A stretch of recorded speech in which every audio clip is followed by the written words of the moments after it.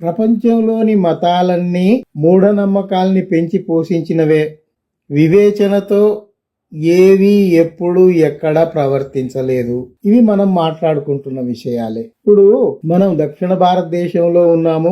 వైదిక మత ప్రభావంతో పెరిగాము. అందువల్ల కొన్ని విషయాలు నేను మీతో పంచుకోవాలనుకుంటున్నాను. ఏమిటి అంటే, మనము ఇవన్నీ చిన్నప్పటి నుండి వింటున్నవే, కానీ ఒక హేతువాదుగా, రేషనలిస్ట్ గా, తర్వాత వైజ్ఞానిక అవగాహనతో మనం ఆలోచిస్తే ఇవి ఎంత అవాస్తవమైనవి, సత్యదూరమైనవి మనకు అర్థమవుతుంది. ఉదాహరణకు చూడండి, ఇది ఇన్ని మతాలు ఉండగా మళ్ళీ ఈ వైదిక మతమే ఎందుకు తీసుకొచ్చావు, బ్రాహ్మణిజాన్ని ఎందుకు చెప్తున్నావు అంటే, ఇది మన ఇంటిది. మన ఇంటిని మనం శుభ్రం చేసుకొని అప్పుడు తర్వాత పక్క వాళ్ళ ఇంటి వైపు చూడాలి, ఎదురు వీధిలోకి చూడాలి. అందువల్ల దీని గురించి మాట్లాడుతున్నావు అనగానే మీరు ఆ ముస్లిం మతం గురించి చెప్పలేదు, క్రైస్తవ మతం గురించి చెప్పలేదు అనే పిచ్చి మాటలు మాట్లాడకూడదు. అవి మాట్లాడే వాళ్ళు అవి మాట్లాడుతూనే ఉన్నారు. అందరము అన్ని మాట్లాడతాము. మతంలోని ఛాందసాన్ని ఎక్కడున్నా అక్కడ నిరసిస్తూనే ఉంటాము, విమర్శిస్తూనే ఉంటాము. అయితే ఇక్కడ వైదిక మతానికి సంబంధించిన కొన్ని అంశాలు మీ ముందు పెడుతున్నాను, చూడండి ఎంత అవాస్తవంగా ఉంటాయి ఒక్కసారి గమనించండి. వాళ్ళు వాళ్ళ గురించే ఎట్లా చెప్పుకున్నారు, బ్రాహ్మణ మతము బ్రాహ్మణిజం గురించి, బ్రాహ్మణుల గురించి ఎట్లా చెప్పుకున్నారు అనేది ఇక్కడ నేను ప్రస్తావిస్తున్నాను. బ్రాహ్మణుని పుట్టుక విష్ణు అంశము, బ్రాహ్మణుని బుద్ధి అన్ని సమస్యలకు సమాధానం, బ్రాహ్మణుని వాక్చాతుర్యం వేద వైభవ జ్ఞానం, బ్రాహ్మణుని దృష్టి సమభావం, బ్రాహ్మణుని లక్ష్యం దేశహితం, బ్రాహ్మణుని ముఖ్య ఉద్దేశం సర్వ సంకట నాశనం. అయ్యా, ఇట్లా ఒక 150 అయినా చెప్పుకోవచ్చు. సరే, ఈ 5ంటికి చూద్దాము. బ్రాహ్మణుని పుట్టుక విష్ణు అంశం. విష్ణు అనేవాడెవడూ లేడు, అదొక కల్పిత పాత్ర. దాని అంశంతో ఇతను పుట్టడం అనేది ఇక అందులో ఎంత తెలివి తక్కువతనం ఉంది ఆలోచించండి. బ్రాహ్మణుని బుద్ధి అన్ని సమస్యలకు సమాధానం. మరి శతాబ్దాలుగా బ్రాహ్మణులు రాజులకు సలహాదారులుగా ఉండి అధికారం చెలాయిస్తూ ఉన్నారు కదా, మరి అన్ని సమస్యలకు సమాధానం ఎందుకు చెప్పలేదు, యుద్ధాలు ఎందుకైనాయి? ఇంకొకటి, బ్రాహ్మణుని వాక్చాతుర్యం వేద వైభవ జ్ఞానం. వేదాలలో అంత జ్ఞానం విజ్ఞానం ఏముందని మీరు గొప్పగా చెప్పుకుంటున్నారు. ఇంకొకటి చూడండి, బ్రాహ్మణుని దృష్టి సమభావం. అసలు సమభావం అప్పుడు లేదు, ఇప్పుడు లేదు. శతాబ్దాలుగా చూస్తే ఇప్పుడున్న ఆర్ఎస్ఎస్ బీజేపీలు ఎవరైతే ఉన్నాయో అవి బ్రాహ్మణిజానికి వైదిక మతానికి పుట్టినవే, ఆఫ్ షూట్స్ ఆఫ్ దట్. అందుకే దాని పెత్తనం సాగాలి అని అనుకుంటుంటుంది. ఇప్పుడు సమభావం ఎక్కడుంది? శతాబ్దాల క్రితమే సమభావం లేదు. వాడెవడో దళితుడు అక్కడ ధ్యానం చేసుకుంటున్నాడు, తపస్సు చేసుకుంటున్నాడంటే పోయి వాడిని కొట్టి చంపారు కదా, బాణం ఇచ్చి చంపారు. అదొక గొప్ప విజయంగా మీరు చెప్పుకుంటారు. సమభావం ఎక్కడుంది? సమభావం అంటే ఏమిటి? ఉన్నవాడు లేనివాడు, చదువుకున్నవాడు చదువు లేనివాడు, ఆర్థిక స్తోమత ఉన్నవాడు లేనివాడు అందరినీ మనుషులుగా సమానంగా చూడాలి అని. మనుషులుగా సమానంగా ఏ మతం చూసింది? అందులో వైదిక మతం అసలే చూడలేదు కదా. విభజనలు చేసి 4 వర్గాలుగా చేసి అగ్రభాగాన ఉన్న వాళ్ళే పెత్తనం చేయాలి, కింద ఉన్న వాళ్ళందరూ బానిసత్వం చేయాలి, బానిసలుగా పడి ఉండాలనే చెప్తూ ఉంది. సమభావం ఎక్కడుంది అందులో? అది చెప్పుకోవటం ఎందుకు? తమకు తాము డబ్బా కొట్టుకోవటం లాగా ఉంది కదా అది. ఇంతమంది సలహాదారులు బ్రాహ్మణులు శతాబ్దాలుగా ఉండి దేశానికి ఏమి హితం చేశారు? అది బ్రాహ్మణు నిత్యానుష్ఠానం సర్వలోక క్షేమం, బ్రాహ్మణుని నిధి భగవత్స నిధి. అసలు భగవంతుడనేవాడు ఒక క్వశ్చన్ మార్క్ లాగా తయారైతే ప్రముఖ విజ్ఞానవేత్తలందరూ అసలు there is no trace of God, God అనేవాడు ఎవడు లేడు, ఇవన్నీ కార్యకారణ సంబంధం వల్ల జరుగుతున్నాయి అని 2500 ఏళ్ల క్రితమే బుద్ధుడు చెప్పాడు. ఆ తర్వాత అన్ని పరిశోధనలన్నీ చేస్తూనే ఉన్నారు. యూరప్లోనూ ఇటు అమెరికాలోనూ భారతదేశంలోనూ అన్ని చోట్ల అన్ని ప్రయోగాలు జరుగుతూనే ఉన్నాయి, పరిశీలనలు జరుగుతూనే ఉన్నాయి.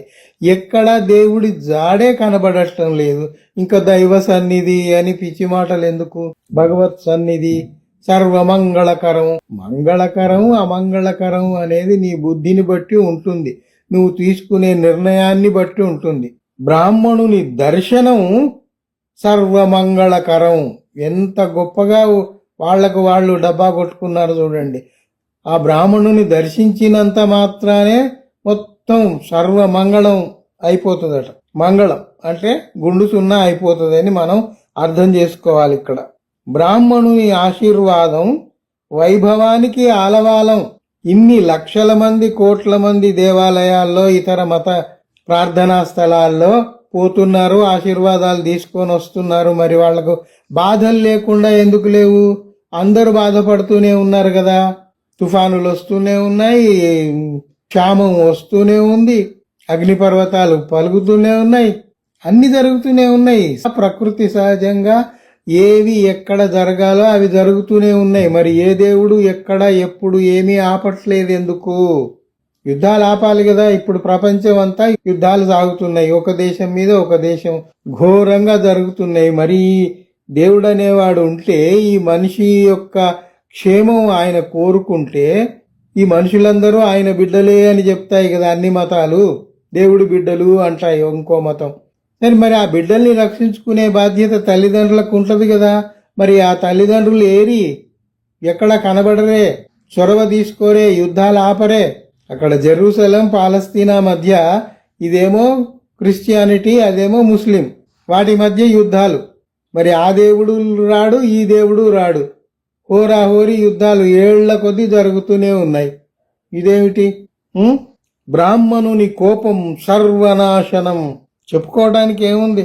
బ్రాహ్మణునికి సన్మానం నీ అభివృద్ధికి సోపానం.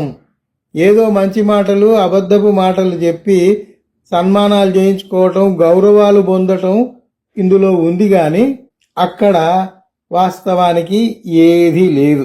బ్రాహ్మణుని అవమానం నీ అభివృద్ధికి వినాశనం. ఇవన్నీ ఆచరణ యోగ్యం కాని అవాస్తవాలు. ఇంకా ఎంత ఘోరమైన పరిస్థితిలో ఉంటాయి చూడండి. బ్రహ్మ అని ఉన్నాడు, ఒక కల్పిత పాత్ర, అది అట్లా పెట్టండి.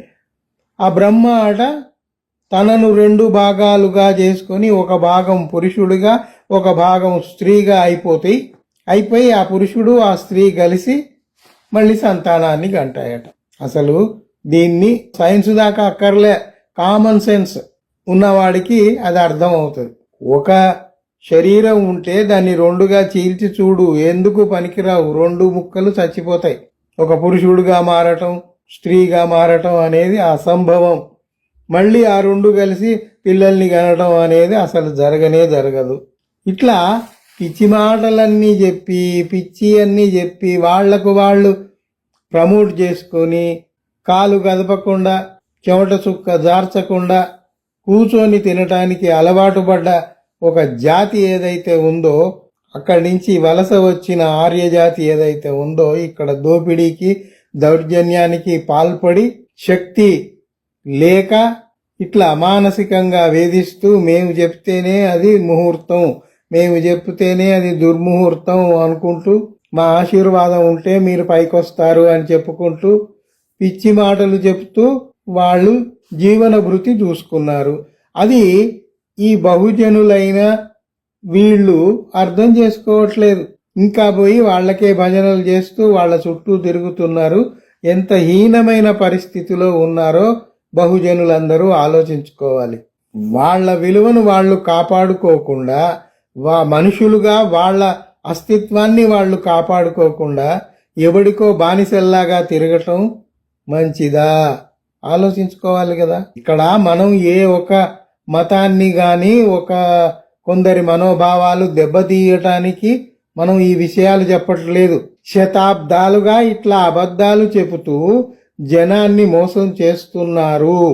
కనీసం ఇప్పుడు ఆధునిక యుగంలో సైన్స్ ఇంత అభివృద్ధి చెందిన దశలో మనం వీటిని అనలైజ్ చేసుకొని విశ్లేషించుకొని అభివృద్ధి ప్రధాన పోవాలా వద్దా? ఇంకా అవే మూర్ఖపు మాటలు నమ్ముతూ ఉందామా? ఒక్కసారి మనం ఆలోచించుకోవాల్సిన అవసరం ఉంది కదా. అందుకని నేను ఈ 4 విషయాలు మీ ముందు పెడుతున్నాను. మీరు కూడా ఆలోచిస్తారని, మీరు కూడా మీ బంధుమిత్రులతో చర్చిస్తూ ఉంటారని, మనము మనుషులంతా ఒక్కటే అనే దృక్పథంతో ఈ మనిషిని కాపాడుకోవటానికి మనం ఏం చేయాలి, మానవవాదాన్ని ఈ ప్రపంచం మీద నెలకొల్పడానికి ఏమి చేయాలి, అది చేస్తూ పోవాలి. తప్పితే ఏ మతము ఎవరికి ఎప్పుడు ఉపయోగపడలేదు.